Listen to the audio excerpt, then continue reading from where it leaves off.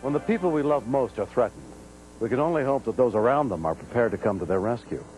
Just after Christmas in 1991, Kelly Younger went upstairs to take a shower, leaving 5-year-old Megan watching television downstairs with her 9-year-old sister, Janet. Look at his face. This is belly button. I'm hungry. We were just watching cartoons, and I decided to make some oatmeal. So I turned on the gas on the stove.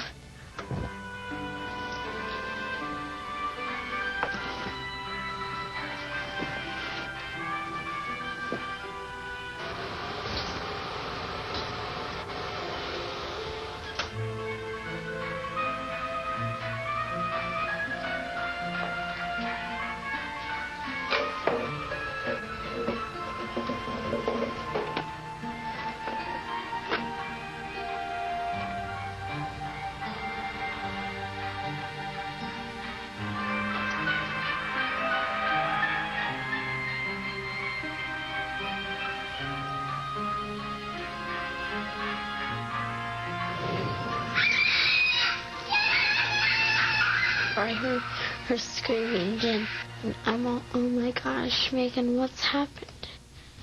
So I ran over there and I just pushed her off the chair and started to roll her around.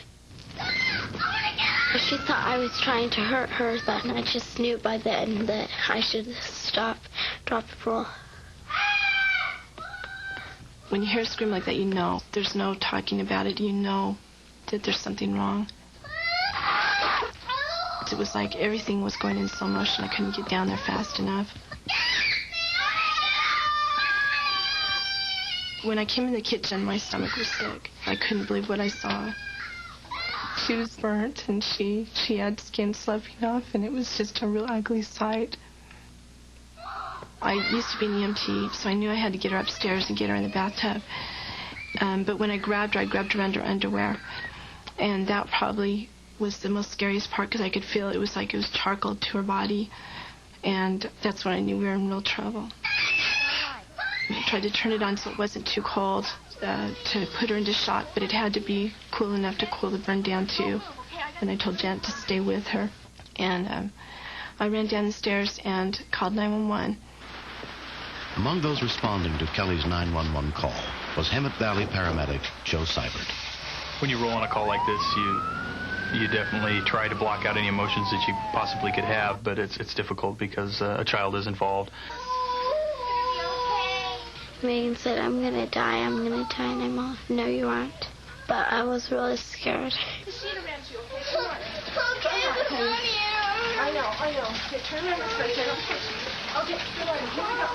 I put the sheet in the water and got it soaked really good, and then I grabbed Megan, I wrapped her in it.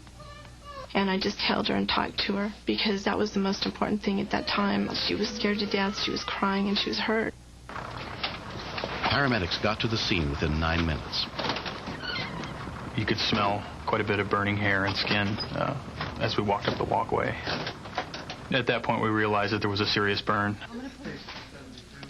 We knew immediately that she was going to need to go to the regional burn center, so we then decided to call the helicopter to get her out there as soon as possible. What's going on her lifeline? A ground transport would have been way too long and painful for her. They put a sterile mask on her, and that bothered her because she felt like she was getting covered up and she couldn't see. I'm right here. I was worried about her not having enough skin or blood, and I was worried that she may have died. I promised her I'd stay with her, and I told her she needed to be brave, and she needed to be, just tough, and she needed to get through this and be strong. I couldn't believe this was happening to my daughter. You have children, and they've got these perfect bodies, and I just couldn't believe this had happened to her.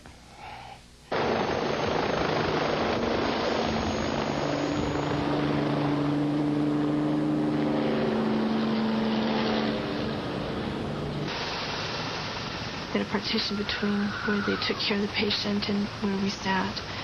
And I could hear the whole flight screaming. I knew they were trying to get an IV started. That was tough. That was really hard because I couldn't go back and talk to her. I couldn't comfort her, explain to her what they're trying to do. Megan was brought by life flight to the San Bernardino County Medical Center, where she was treated by Dr. Randy Ficus. She was in a great deal of pain. She had very extensive burns. The first 12 to 24 hours is a very critical period of time because late changes can develop that can be fatal. Megan's father, Bill Unger, arrived while she was still in the emergency room. Her face was puffed up. She had those little blue eyes, and she looked at me, and that's when everything really clicked with me, and I started losing it there. I never knew how serious burns were until this happened. I never took it as a life-threatening thing. They took her upstairs to the burn unit. It was hard to see the elevator doors close because you want to be with her. You want to stay with her. And we couldn't stay with her. After 5.5 weeks in the hospital, 5-year-old Megan Unger was released. Though her recovery has been remarkable, she still must undergo months of painful physical therapy and years of skin grafts. Megan turned out to be quite an exceptional young lady. The last 2 or 3 weeks she was there, she helping all the nurses with distributing the food, and it just really turned out to be a bright spot in the unit. Over your head. Now. I can't praise the nurses enough at San Bernardino County. They just gave her so much. They really did. They gave her a lot of courage and a lot of love and a lot of strength. I don't know how she would have made it without the nurses that she had. I can't. Yes, you can. Strong. Even though she's scarred on the outside, I don't believe she's going to be scarred on the inside. And really, that's where the beauty is. I mean, you look at her, there's nothing wrong with her. She's still the same old Megan. Just as sweet as can be. I'm grateful for Janet. If Janet hadn't been there, Megan may not be with us today. I just knew that I gotta save my sister, and it's alright if I catch on fire too, because I know that I should stop, drop the roll. But Megan didn't know she was helpless, because she was just starting kindergarten that time. My sister saved my life.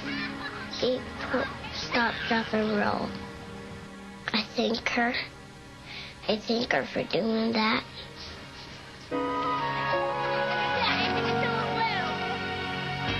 Next. You can't help but be human, and that means that you hurt for somebody. There are times when you go home and you cry and you wonder what you did wrong, because you can't